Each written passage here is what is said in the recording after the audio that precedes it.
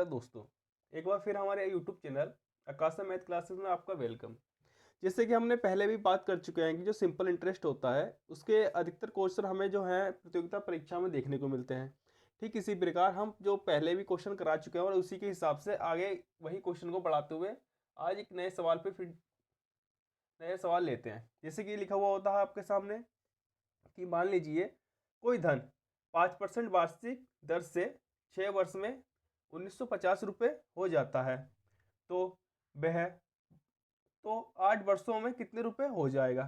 ठीक इसी प्रकार वो कह रहा है कि 8 वर्षों में कितने रुपए हो जाएगा, तो 8 वर्षों का उसने हमें धन पूछना होता है, बता रहा है। ठीक इसी प्रकार हमें एक रेट दे रखी होती है पहले। अगर हमारे पास रेट होती है तो मैंने आपसे पहले भी कहा है कि अगर हमारे पास रेट होती है तो ये क्वेश्चन जो होता है इसको करना आसान हो जाता है। रेट 5% दे रखी होती है, इसको फ्रैक्शन फॉर्म में खोल लेते हैं, यहाँ कर लेते हैं। टाइम 6 वर्ष दे रखा होता है, टाइम से मल्टीप्लाई करते हैं। ये हमसे कहता है कि 5×6 = 30, कि आपका जो 100 रुपये पे जो ब्याज मिला है ना 6 वर्ष का, वो टोटल 30 है। लेकिन यहाँ जो दे रखा होता है 1950, ये हमारे पास अमाउंट होता है। अमाउंट जो होता है वो प्रिंसिपल प्लस एसआई होता है। प्रिंसिपल प्लस एसआई का जो कुल योग होता है वो अमाउंट कहलाता है। तो यहाँ जो अमाउंट दे रखा होता है हमारा वो 1950 दे रखा है। 1950 को हम इससे अमाउंट कहते हैं। जैसे कि ये पी हो गया हमारा और ये हो गया हमारा एसआई। जब हम इसको जोड़ते हैं, ऐड करते हैं, तो हमें 130 रुपये मिलता है। जबकि जो अमाउंट दे रखा होता है ये 1950 मिलता है। 1950 हो गया, 130 हो गया, जीरो से जीरो गया, 13 कम 13, 25×6 13×5 = 65। तो 1 यूनिट की भी जो वैल्यू आती है हमारी 15 आती है। इस 15 की गुणा ऊपर नीचे कर देते हैं हम।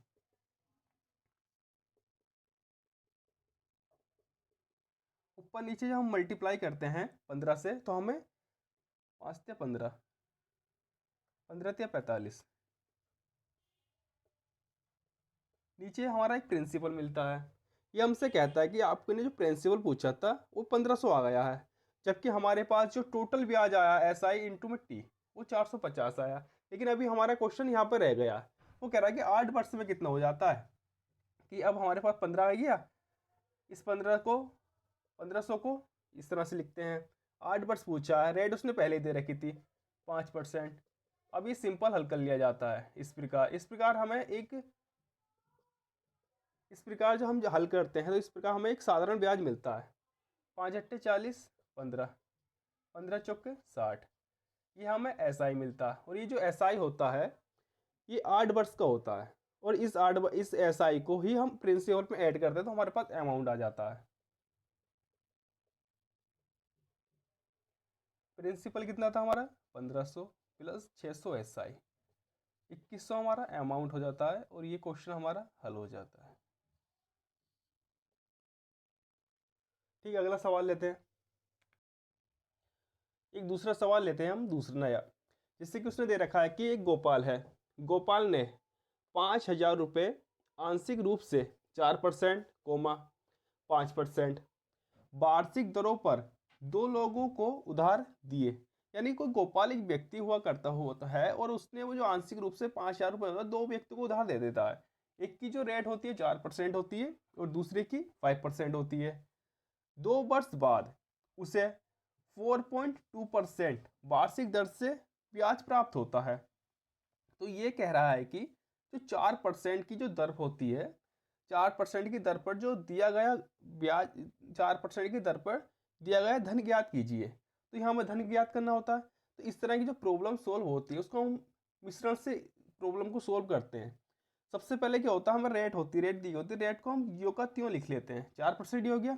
अगली रेट होती है 5%, 5% लिख लेते हैं। फिर एक रेट दी होती है तीसरी, ये 4.2%। जब रेट दी होती है, लेकिन इस रेट में एक प्रॉब्लम होती है कि अगर ये रेट जो एवरेज रेट, इसको एवरेज रेट कहते हैं, जो औसत वार्षिक दर होती है, अगर ये रेट एक से, देखो ये जो है 5 है, इससे कम है, लेकिन ये इससे ज़्यादा होती है। तो ये अगर रेट ये सही दे रखी होती है तो यहाँ पर हम ये इसको 5 में से 4.2 घटाते हैं और 4.2 में से 4 घटा देते हैं। ये देखते हैं 0.8 आता है यहाँ से। फिर यहाँ से हमें जो मिलता है 0.2 मिलता है। इस अनुपात खत्म हो जाता है। फिर हम हल करते हैं, हमें 4.4:1 का एक रेशियो मिल जाता है, ये मिल जाता है। ये जो होता है, ये हमारी जो कुल राशि दे रखी होती है वो ये दे रखी होती है 5000। इस 4 पॉइंट को जब हम जोड़ते हैं 5 बैठता है और ये 5 5000 के बराबर होता है। तो इस प्रकार हमें एक यूनिट की वैल्यू मिलती है 1000।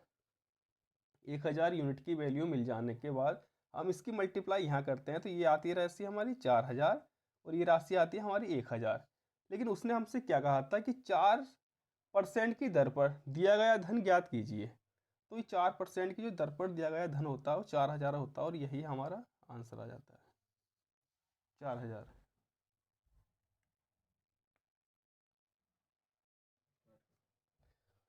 जैसे कि हमने एक नया सवाल लिया है, इसमें कहा गया है कि किसी धन पर पहले 2 वर्षों के लिए 4%, अगले 4 वर्षों के लिए 6%, इससे अधिक समय के लिए 8% वार्षिक ब्याज जोड़ा गया। यदि 9 वर्षों में कुल साधारण ब्याज ये है 1120 हो, तो वह धनराशि ज्ञात कीजिए। ठीक है ना, कुल साधारण ब्याज ये आता है, इसको अंडरलाइन कर दिया। एक 9 वर्ष ये था हमारे पास, की होता है टोटल समय होता है, जैसे कि हमने कहा टोटल टाइम। टोटल टाइम कितना हमारा 9 वर्ष। लेकिन हम अब स्टार्टिंग से जाते हैं और ये देखते हैं कि जो 2 वर्ष होते हैं ना, जो हमारे पास 4% था वो 2 वर्ष के लिए था, और जो 4% 2 वर्ष के लिए था, और जो 6% था, जो 6% था वो 4 वर्ष के लिए था। लेकिन 4 और 2 6, लेकिन हमारे पास कितना समय है 9 वर्ष, बचे हमारे 3 वर्ष।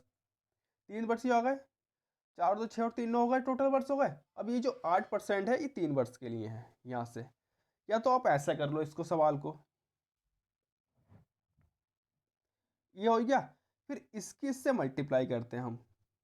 मल्टीप्लाई करने के बाद हमें जो मिलता है 4 दूनी 8% मिलता है, और 6 चौक 24% मिलता है, 8 ते 24% मिलता है, ये होता है।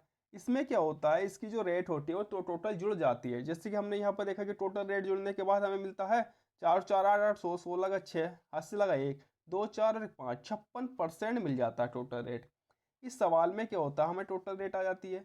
टोटल रेट हमें बताती है 56/100। ये हमसे कहती है कि आपने जो 100 रुपये पे, जो आपने यहाँ पे 2 वर्ष का और 4 वर्ष का 3 वर्ष का टोटल जो ब्याज मिलता है वो 56 रुपये मिलता है। यहाँ जो हमें दे रखा है कितना दे रखा है 1120 रुपये दे रखा है। ठीक इसी प्रकार इस 56 जो राशि होती है इसको 1120 के बराबर रख दिया जाता है। यहाँ से ये 2 बार चला जाता है, तो 1 यूनिट की वैल्यू 20 मिल जाती है। इस 20 की मल्टीप्लाई ऊपर नीचे कर देते हैं हम। ऊपर नीचे करने के बाद तो हमारे पास जो प्रिंसिपल पूछता है उसने वह कह रहा वह धन ज्ञात कीजिए। हमसे यहाँ जो पूछा गया था प्रिंसिपल पूछा गया था, प्रिंसिपल हमारा 2000 आ जाता है, और ये हमारा क्वेश्चन सोल्व।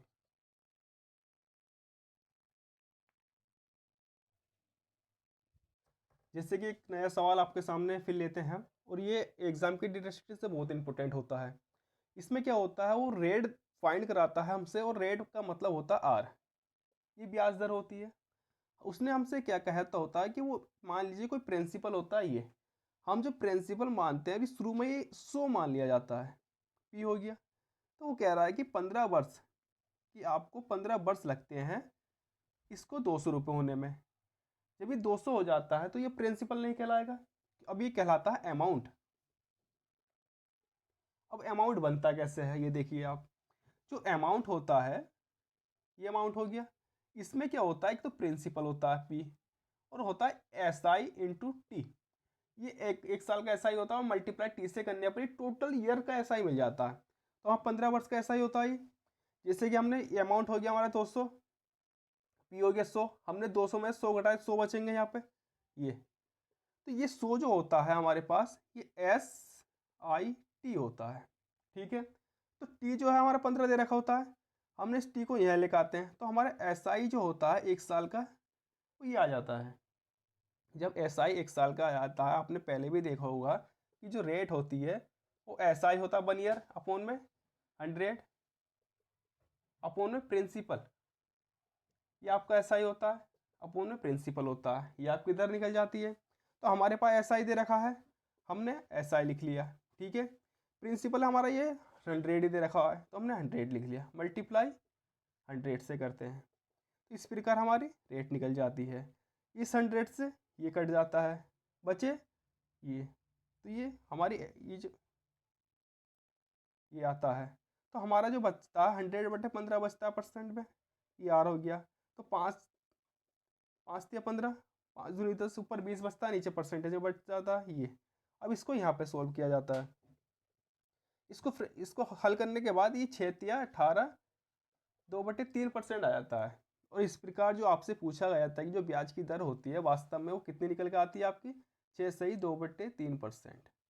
ये सवाल आपका हल हो जाता है।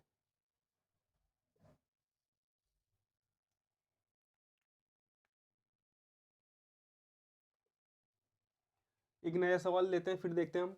देखिए, कोई धन 10% वार्षिक साधारण ब्याज की दर से कितने वर्षों में 4 गुना हो जाता है। तो इस तरह के जो सवाल होते हैं अक्सर हमें एग्जाम को देखने के मिलते हैं और आते भी हैं इस तरह के एग्जाम में सवाल। तो इसी सवाल को हल करते हैं, देखिए कैसे हल होता है। मान लीजिए हमारे पास कोई पी था, पी यानी कि प्रिंसिपल था, तो कितने वर्षों में 4 गुना हो गया, इसका मतलब 4 गुना हो गया। ये अभी 4 गुना हो गया, यहाँ पर बन गया अमाउंट, ये अमाउंट बन गया। तो हमने क्या करा, यहाँ 0 बढ़ा दिया और यहाँ 0 बढ़ा दिया। हमने जब इसका अंतर लिया तो हमें SI मिलता है, तो ये 300 रुपये मिलता है हमें SI। लेकिन ये SI जो होता है इसमें टाइम होता है मल्टीप्लाई का। तो जैसे कि हम देखते हैं कि हमें यहाँ पर टाइम इसने नहीं दे रखा, वो कह रहा है कितने वर्षों में, साधारण ब्याज की दर से कितने वर्षों में, इसका मतलब टाइम पूछ रहा है वो, समय हमें निकालना होता है। तो हमें पास रेट दे रखी है, और रेट, इस रेट की हेल्प से यानी कि दर की हेल्प से ही हम इसको हल करते हैं। ये आ गया हमारा जो प्रिंसिपल था ये था, और जो 1 साल का जो ब्याज था हमारे पास ये था, लेकिन हमारे पास 300 ये ब्याज है। तो हमारे पास 1 साल में ये आ गया, तो 300 की जब हम 10 से डिवाइड करते हैं, 0 से 0 जाता है और यही हमारा समय हो जाता है। ये आंसर यानी कि हमारा जो टाइम है वो 30 वर्ष होता है। ये आंसर हो जाता है हमारा।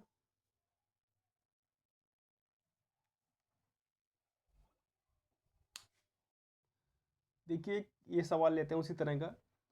कोई धन 5% ब्याज की दर से कितने वर्षों में 3 गुना हो जाता है। किसी भी सवाल को हल करने से पहले सबसे पहले आपको ये पता होना चाहिए कि उसे पूछा क्या है। इसमें टाइम पूछा गया है, यानी कि कितना समय लगता है उसको 3 गुना होने में।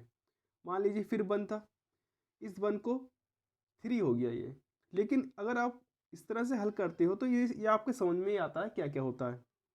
ये आपका प्रिंसिपल होता है, ये आपका अमाउंट होता है, ठीक है। तो आपको जो यहाँ पर परसेंटेज दे रखी होती है, यहाँ पे आपका निकल के आता है 200 अंतर। 200 जो होता है ये SI इंटू में T होता है। ये कहता है कि आपका 1 साल का जो ब्याज था उसकी मल्टीप्लाई T से कर दी जाती है, तो 200 आ जाता है। लेकिन हमारे पास जो फ्रैक्शन होती है रेट, इसको हम फ्रैक्शन फॉर्म में तोड़ लेते हैं। हमारे पास P है, ये भी समान है, इक्वल है, और ये भी 100 है, दोनों इक्वल है। तो हमें पता है कि जो 1 साल का जो ब्याज होता है 5 होता है, तो हम SI, ये आ जाता है SI 5 आ जाता है 1 साल का। T यहाँ उसने पूछा रखा होता है 200, भी हो जाता है 5 चौक 20 हो जाता है। T बराबर 40 वर्ष, ये हल हो जाता है।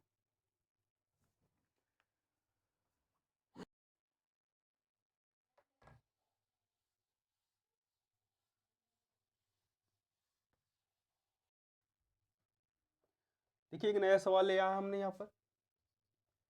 ये सवाल हमसे कह रहा है कि एक धनराशि 20 वर्ष में अपने की दुगनी हो जाती है, यानी कि कोई धनराशि बनती। अब वन को हम क्या कहते हैं, प्रिंसिपल।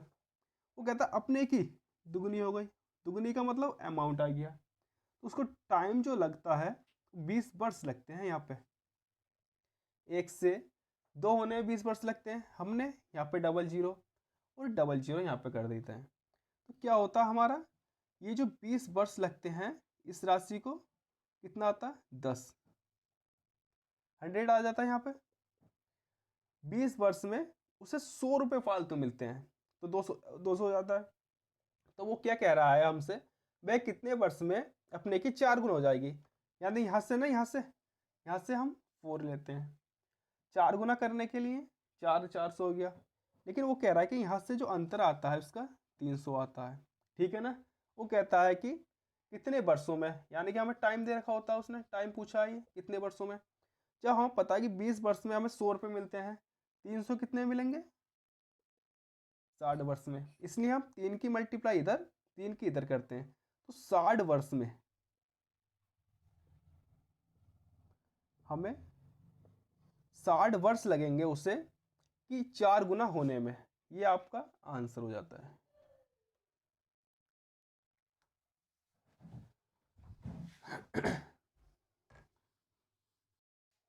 जैसे कि एक नया सवाल हम फिर लेते हैं। ये कहता है कि मान लीजिए कि एक धनराशि है, धनराशि यानी कि पी यानी प्रिंसिपल। एक धनराशि 5 वर्ष में 3 गुना हो जाती है। तो पी ये था हमारे पास 1 था, इसको 5 वर्ष लगते हैं 3 गुना होने में, ठीक है।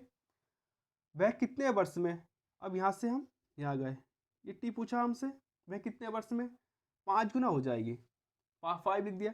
तो हमने 2 जीरो यहाँ बढ़ाए, 2 जीरो यहाँ बढ़ाए और 2 जीरो यहाँ बढ़ाए। जब हमने देखा कि यहाँ से हमें जो 200 मिलता है अंतर करने के बाद, वो 5 वर्ष में मिलता है, ये आता है। यहाँ से हमें अंतर करने के बाद 400 मिलता है। हमें इस 200 को 400 बनाने के लिए 2 से मल्टीप्लाई इधर करते हैं, 2 से इधर, तो हमें 10 वर्ष लगते हैं इस 400 रुपये ब्याज को पाने में। इस प्रकार हम कह सकते हैं कि वह कितने वर्ष में 5 गुना हो जाएगी, अर्थात उसे 10 वर्ष लगते हैं 5 गुना होने पे। यही हमारा आंसर हो जाता है।